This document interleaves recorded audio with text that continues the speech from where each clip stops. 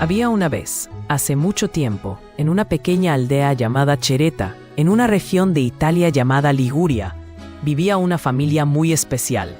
Allí, la gente trabajaba mucho en el campo, cultivando trigo, viñas, castaños y olivos, y la tierra les daba muchos frutos. En esa aldea, en una casita humilde cerca de la iglesia, vivía una familia muy buena y trabajadora. El padre Santiago Gianelli y la madre María Toso. No eran dueños de todas las tierras que cultivaban, sino que arrendaban la mayoría. Estos padres tan buenos tuvieron un hijo muy especial el 12 de abril de 1789, al que llamaron Antonio María. Cuando Antonio nació, su mamá estaba muy enferma y parecía que cosas malas querían dañarlo. Pero milagrosamente nació sano y fuerte justo cuando el sacerdote cantaba el Gloria in Excelsis. A los pocos días, más precisamente el día domingo 19 de abril de 1789, el pequeño Antonio fue bautizado en la pequeña capilla de su aldea. Desde muy chiquitito, Antonio mostró que era un niño con un corazón de oro. Su mamá le enseñó a decir los dulces nombres de Jesús y de María y otras oraciones. Todas las noches, la familia rezaba el rosario, y Antonio lo amaba tanto que lo rezaba todos los días, incluso mientras cuidaba las ovejas. En la iglesia, era muy respetuoso, con sus manitas juntas y los ojos fijos en el altar. Un día, cuando tenía solo 5 años, en la fiesta del patrón San Juan Bautista, un señor del pueblo le pidió que diera un sermoncito, un pequeño discurso. Antonio no lo dudó. Habló con la sencillez de un niño, pero con un gran entusiasmo, pidiendo a todos que fueran buenos y que imitaran al santo. Por esto, y porque siempre quería enseñar sobre la fe, la gente lo empezó a llamar el predicador. En Cereta no había escuela, así que Antonio caminaba 1 hora para ir a la más cercana. A su padre le hubiera gustado que se dedicara a la agricultura y a veces quemaba los libros de Antonio. Pero su mamá, con mucho amor, le conseguía otros libros y Antonio aprovechaba cada momento para estudiar, a veces leyendo a la luz de la llama del fogón doméstico. Antonio también era muy servicial. A menudo dejaba a un lado su pan y sus libros para ayudar a mujeres ancianas a cargar su leña. Una vez, un río estaba muy crecido y no podía pasar para volver a su casa. Antonio se arrodilló y rezó, y el río volvió a su estado normal para que pudiera cruzar. En una oportunidad, el maestro, cansado de ver la escritura desprolija que Antonio traía en sus deberes, le preguntó a qué se debía que en la clase escribiera tan bien y en su casa tan mal. Y Antonio, pidiendo disculpas, le contó que en su hogar con frecuencia no había aceite para la lámpara y debía hacer sus tareas a la luz del fuego del hogar. El maestro, conmovido, lo conformó y nunca más volvió a reclamarle por esta situación.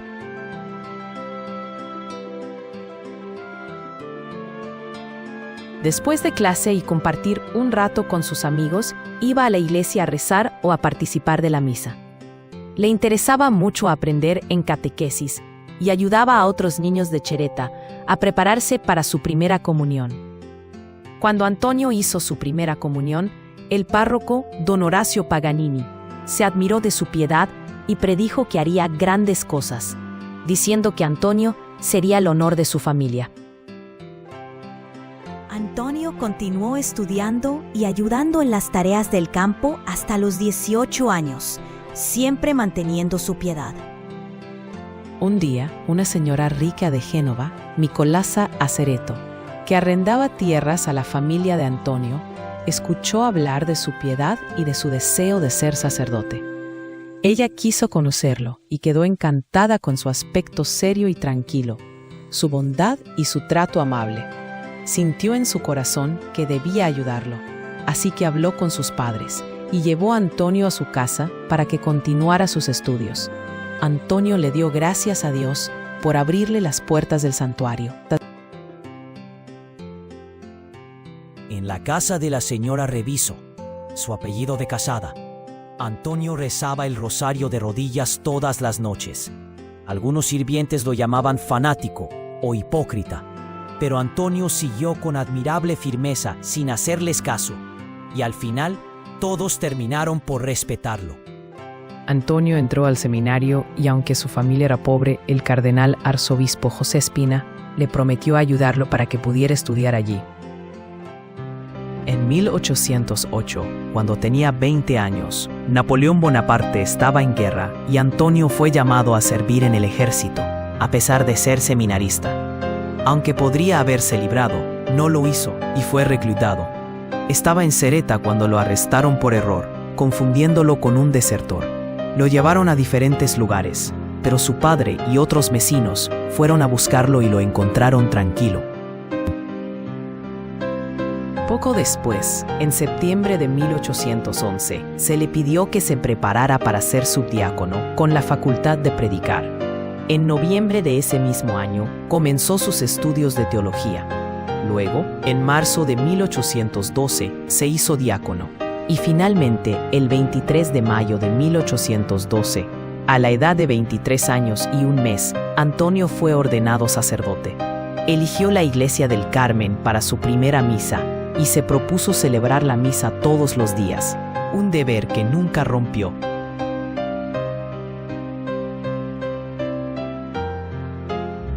El padre Antonio se entregaba por completo a todos, siempre dispuesto a confesar. Explicaba el Santo Evangelio en todas las fiestas, y por las tardes enseñaba el catecismo a los niños y luego a todo el pueblo. Se unió a una congregación de misioneros suburbanos en Génova, en 1814, un grupo que iba a predicar la palabra de Dios a las personas del campo.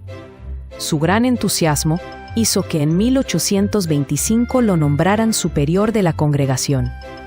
Cuando se fijaba una misión, Antonio siempre se entusiasmaba por el día de la partida. No le importaban los caminos difíciles, los contratiempos o los problemas meteorológicos. Cuando llegaba a un lugar, su primera preocupación era elegir la habitación más incómoda para él, para que sus compañeros estuvieran cómodos. Aunque estuviera muy cansado, siempre se encargaba de los sermones más agotadores. Cuando predicaba, su rostro se encendía, se conmovía profundamente, sudaba y a veces el llanto le sofocaba la voz. Era tan intensa su emoción que su aspecto cambiaba y sus sentimientos se contagiaban a la gente, haciéndolos llorar también. Incluso un cardenal que lo escuchó predicar confesó haber llorado como un niño. Después de predicar, venía la tarea de las confesiones, y muchísimos penitentes acudían a él, atraídos por su fama de santidad y su caridad. A estas tareas se sumaban las procesiones de penitencia, donde los misioneros caminaban descalzos, con una cuerda al cuello y coronas de espinas. Con este atuendo, Antonio predicaba las verdades más fuertes de la fe, y la gente al verlo rompía en llanto de arrepentimiento.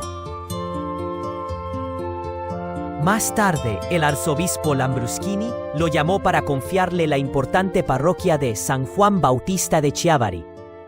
Chiavari era el pueblo más grande de la provincia y era famoso por el santuario de Nuestra Señora del Huerto, a quien los habitantes consideraban su patrona y madre.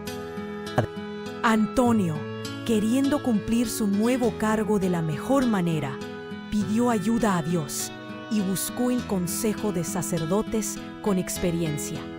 Se propuso vivir con gran pobreza, como en el Evangelio, creyendo que esto daría más gloria a Dios y edificaría al pueblo. Antonio nunca aceptó vivir de forma lujosa, sino que vivió con tanta modestia que apenas tenía lo necesario, y a menudo más de una cosa le faltaba. Chiavari estaba de fiesta para recibirlo. Antonio hizo su entrada en procesión al templo y después de orar, tomó posesión de su cargo y dio un hermoso discurso al pueblo. En su casa parroquial vivía con su anciana madre y una mujer virtuosa que los ayudaba. Su habitación era muy sencilla y modesta. Sus ropas eran de tela común, como las de los sacerdotes más pobres, a menudo usadas y remendadas, pero siempre muy limpias. No se preocupaba por su propia comida. Solo pedía que hubiera moderación. Sin embargo, cuando recibía amigos o visitantes, pedía que la comida fuera abundante y bien servida. Él siempre se elegía lo más estrecho e incómodo para sí mismo, pero quería que todo fuera cómodo y bueno para sus huéspedes. Antonio estableció 2 grupos para la instrucción religiosa de niños, la Congregación de San Rafael para los niños y la de Santa Dorotea para las niñas. Él era el alma de este entusiasmo religioso. Su anciana madre se quejaba a veces de que Antonio trabajaba demasiado y temía por su salud. Él la escuchaba con cariño y si ella insistía, le decía con gracia: «Madre mía, usted sabe manejar muy bien el uso y la rueca, pero no sabe lo que significa cuidar de las almas».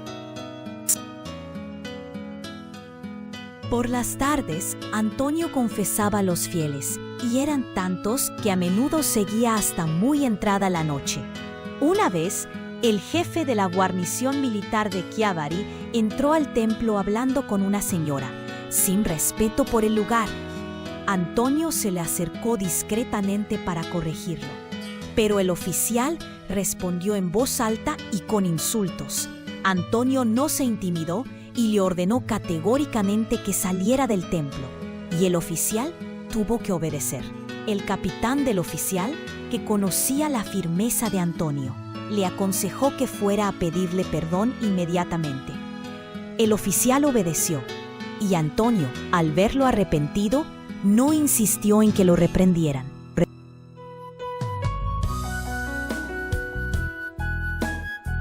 Antonio María Gianelli dedicó su vida a fomentar la devoción a la Santísima Virgen, especialmente bajo el título del huerto, y al rosario, atrayendo bendiciones a todos los hogares.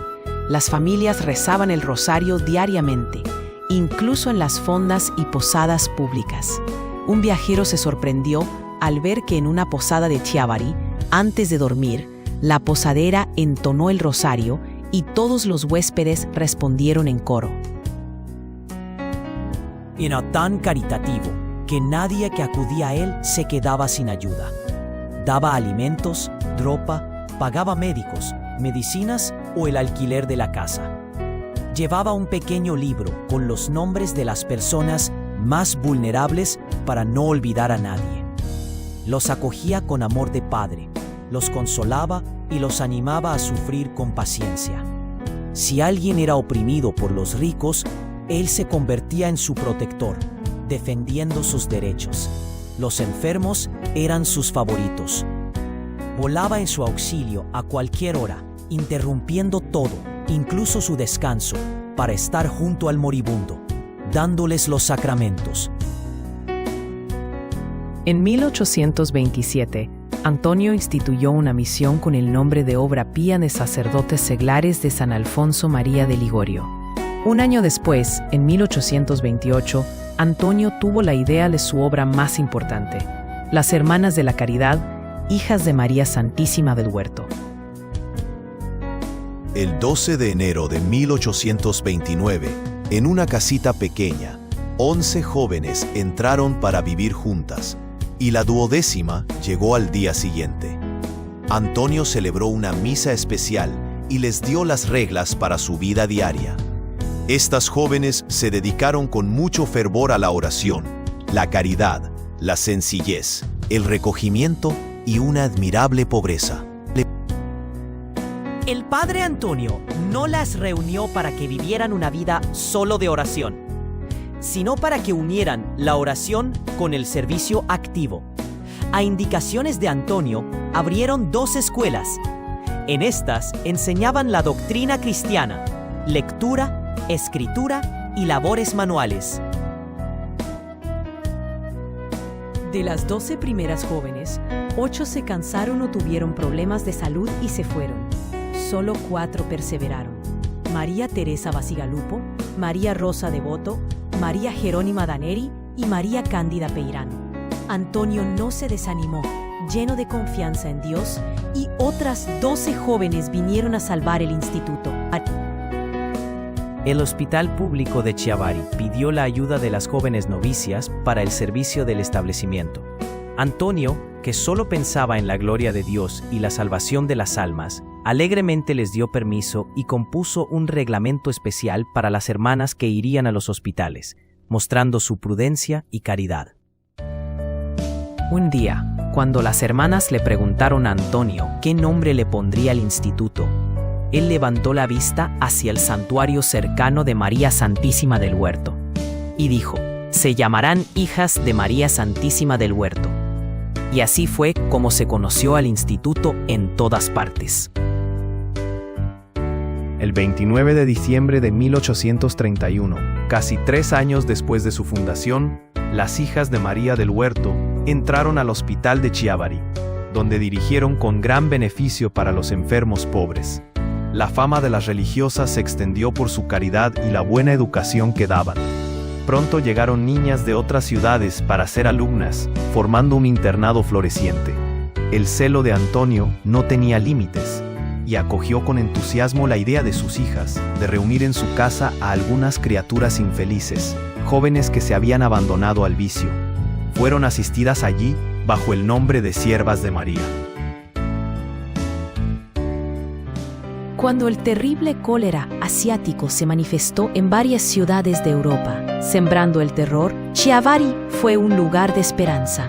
El 25 de agosto, Antonio, lleno de confianza, decidió sacar en procesión por las calles de la ciudad al Santísimo Crucifijo.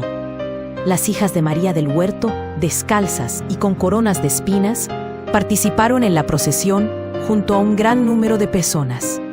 El mismo Antonio, descalzo, con una cuerda al cuello y una corona de espinas, sostenía devotamente el Santo Crucifijo. Antonio subió al púlpito en la plaza y dio un discurso inspirador. En ese momento, apareció de repente una bandada de golondrinas que revoloteaban y cantaban alrededor del crucifijo. Este prodigio inesperado hizo que la gente no dudara de haber obtenido la gracia. El hospicio de caridad y trabajo se convirtió en hospital para los enfermos de cólera de otras ciudades. Pero, milagrosamente, ni un solo habitante de Chiavari murió de cólera.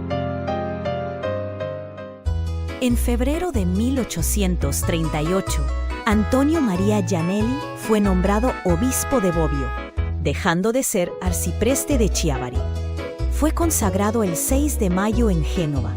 Al ser obispo, escribió una carta a todo el clero y al pueblo, sin olvidar a nadie, mostrando su inmensa caridad.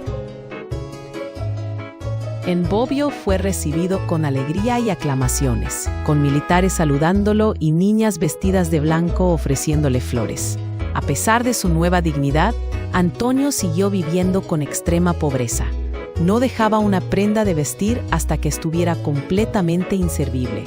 Su anciana madre, que siempre vivió a su lado, vestía como una persona sencilla.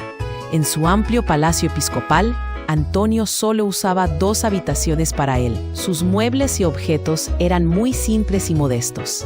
Su mesa era muy austera, excepto cuando tenía invitados, pero incluso entonces la mesa del obispo reflejaba la santa pobreza. En Bobbio, fundó la Pía Unión del Purísimo Corazón de María para la conversión de los pecadores. El hospital de la ciudad estaba en condiciones tan malas que ni los más pobres querían ser atendidos allí. Antonio pensó que con la ayuda de las Hijas de María se solucionaría este problema, y a principios de noviembre de 1841 llamó a 4 de ellas que acudieron con alegría. Con ayuda de benefactores lograron ampliar el edificio. 3 años más tarde, en 1844, la madre general del instituto, María Catalina Podestá, y 5 hermanas más fueron a Bobbio para educar a la juventud. Las 6 religiosas se instalaron en un antiguo convento restaurado y abrieron una escuela y también dirigieron un asilo para niños. Antonio trabajó incansablemente hasta el final. El 28 de abril de 1845, después de una misa y una procesión, se sintió muy mal, con vértigo. Al día siguiente, aunque con gran esfuerzo, celebró la misa, pero luego sufrió otro desmayo y tuvo que guardar cama. Su enfermedad era el agotamiento por su excesivo trabajo mental y físico en su ministerio. La ciudad de Bobbio estaba consternada y rezaba por la salud de su obispo. El 14 de mayo, su fiebre y opresión de pecho aumentaron, y él mismo pidió que le dieran el santo viático. Lo recibió y pasó mucho tiempo en oración y con gran amor por Jesús. Aunque tuvo una leve mejoría y recibió cartas de ánimo de otros obispos, su salud seguía delicada. El 1 de enero de 1846 celebró misa y predicó sin cansarse. El 3 de enero asistió a una entrega de premios en las escuelas de las Hermanas del Huerto y dio un discurso para animar a las maestras y alumnas. Al día siguiente, su rostro había cambiado, se puso muy pálido y su sacerdote le aconsejó que se cuidara. Pero Antonio, que creía estar bien, no se preocupó. Continuó trabajando, visitando enfermos y confesando a muchas personas, a pesar del frío y la lluvia. El médico le aconsejó ir a Piacenza para cambiar de aire. Antonio no quería dejar su diócesis, pero se sometió humildemente. El obispo de Piacenza le preparó una habitación en su palacio. Antes de irse de Bobbio, Antonio entró en la catedral para visitar el Santísimo Sacramento y luego fue a San Nicolás para bendecir a sus queridas hijas, las Hermanas del Huerto. Ellas ya sabían que sería la última vez que lo verían. Visitó San Columbano. Rezó largo rato de rodillas y finalmente se despidió de la ciudad. El 2 de junio de 1846, después de recibir el santo viático, Antonio perdió el conocimiento. Aunque estuvo en un estado de letargo, no perdió la conciencia del todo, y sus biógrafos dicen que cuando los sacerdotes que lo asistían mencionaban a María Santísima, él sonreía dulcemente como si volviera a la vida.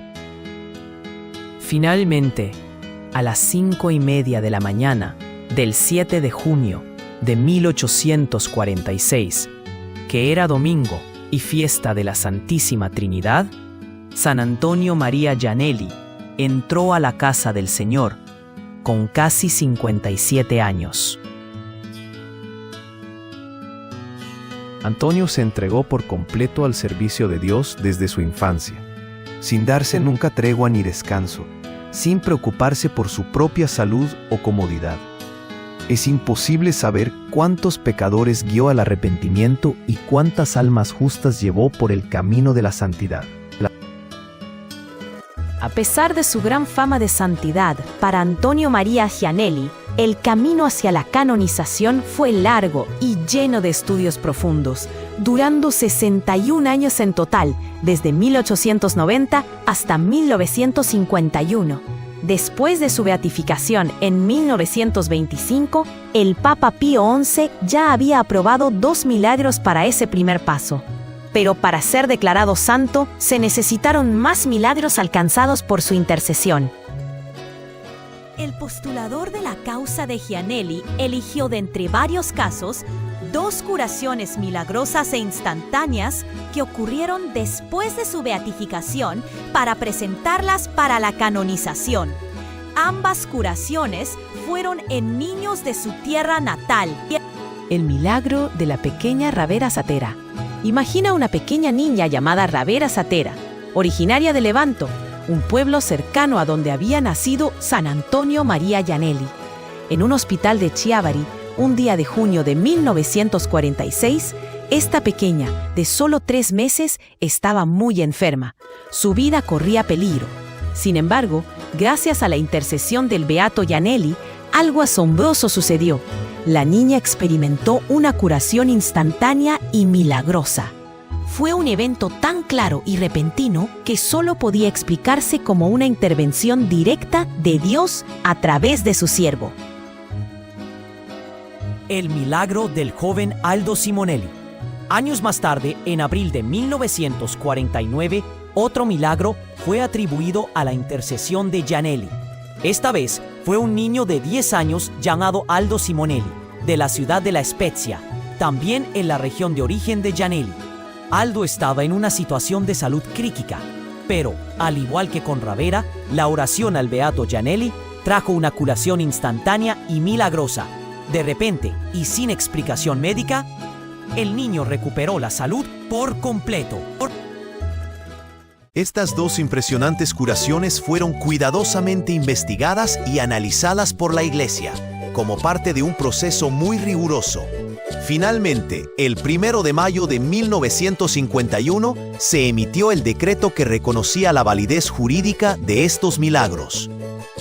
Este reconocimiento final abrió el camino para que el Papa Pío XII proclamara solemnemente a Antonio María Gianelli como santo, el 21 de octubre de 1951. Así, San Antonio María Gianelli, el hijo de la plegaria, fue reconocido universalmente por su santidad y los milagros que Dios obró por su intercesión. Y aún hoy, a través de su legado histórico, especialmente las Hermanas del Huerto, la obra de Antonio sigue haciendo mucho bien en el mundo entero. Su instituto es mundial y su objetivo es ayudar a la humanidad espiritual y materialmente, sin distinción de culturas ni realidades sociales.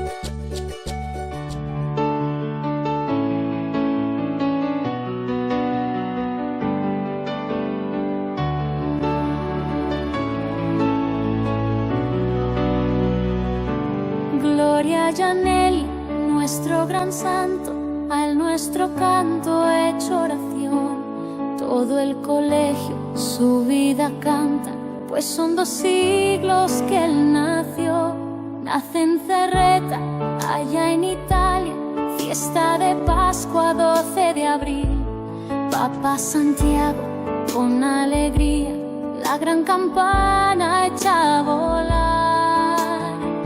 Mamá María desde muy niño, sus manos junta para rezar a Dios el Padre que con cariño cuida del niño que él se eligió. Allá en Cerreta desde el pequeño, todo su empeño fue enseñar el catecismo que él aprendía y transmitía con gran piedad. Trayecto hacia la escuela, hay cuánta leña debe juntar para el fueguito que cada noche su gran cuaderno debe alumbrar. Ya en la escuela tras sus deberes, un buen recreo lo espera ya. Un pedacito de pan casero y unas castañas le alcanzan, sí. Vuelve a la casa con alegría, pues ha brindado felicidad a una viejita ya muy cansada. Su dura leña pudo llevar. Fue sacerdote, fue misionero, llevaba a todos la gran verdad del evangelio que él vivía. Fue pregonero y testigo fiel. Gianelli piensa en sus enfermos y en muchos niños de la ciudad, y para ellos su amor de padre muchas hermanas regalará. Gianelli tiene una gran madre, huerto cerrado, jardín de Dios, fuente sellada de Dios la Madre, Virgen del Huerto, toda bondad. Junto a María, allá en Chavari, el misionero fue fundador de un instituto que es todo un huerto, seguro puerto de salvación. La Santa Iglesia lo nombra obispo al misionero y fundador. Es un gran padre, pastor y guía que Dios regala al pueblo fiel. Un día hermoso del mes de octubre, toda la iglesia de fiesta está. Gianelli es santo, repite el viento, es un regalo